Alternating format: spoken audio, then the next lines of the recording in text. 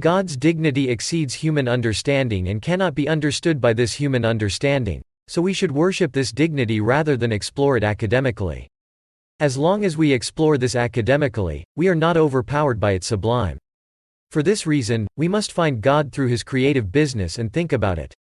The Bible calls this world of creating the symbols of invisible things because this world of creation represents the hidden world of the Lord to us, if not through it. When we look at this world of creation, our intelligence cannot soar into the air on the wings of ghostly and vain events. This world of creation is the world that we should know, and it is the world that produces, raises, and confirms awe-inspiring faith in our hearts, a proper and firm reverence. Therefore, we meditate on the eternal immortality of our God through all things. The beginning and origin of all things come from this eternal immortality of God. We meditate on God's ability to create and support this great organization of all things. We meditate on the wisdom of God, who has created various and complex images of creations in such a precise order. We meditate on the goodness of God, the reason why this universe is created and supported. We meditate on the righteousness of God, who protects good people and serves evil people in unique ways. We meditate on the mercy of God, who awaits our return by bearing our misdeeds with kindness. If such an ample light does not ignorantly blind us, then indeed the above facts teach us about a particular God that we should be aware of. But we are blind to God because of sin.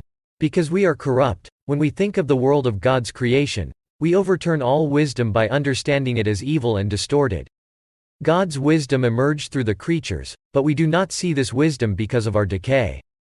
Therefore, we need to go to the Word of God. God is described to us through all His deeds in the Bible because the world of this creation is judged by the standard of eternal truth, not by our corrupt judgment. So we learn only from the Word of God that our only and eternal God is the source of all life, righteousness, wisdom, virtue, goodness, and tolerance. And it is right to give all our praise to God because all good comes from God without exception. All of this is evident in each part of heaven and earth, and only when we turn to ourselves and think about how the Lord expresses His life and wisdom in us and how He gives us His righteousness, tolerance, and goodness towards us do we understand what the universe is aiming for, what it aims for, and what it is worth. Calvin's Religious Education book is a collection of the essence of John Calvin's masterpiece, Christian Coercion. The article, What We Should Know About God, which cites the full, is written on the first page of the book, summarizing the core of the Christian worldview.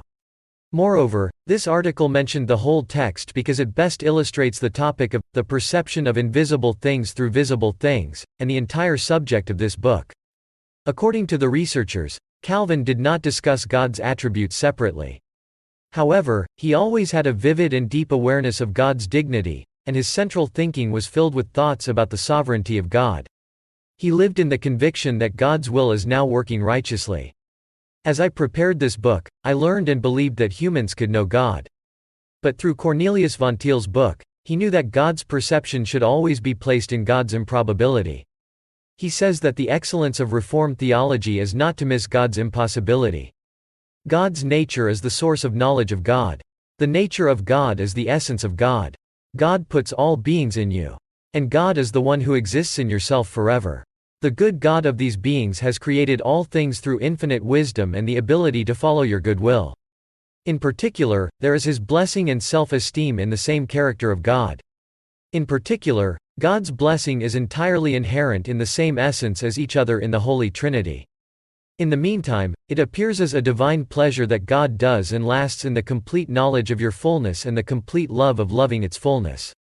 By giving us an external effect, it gives us a true concept of the essence of God before indicating what the essence of God is.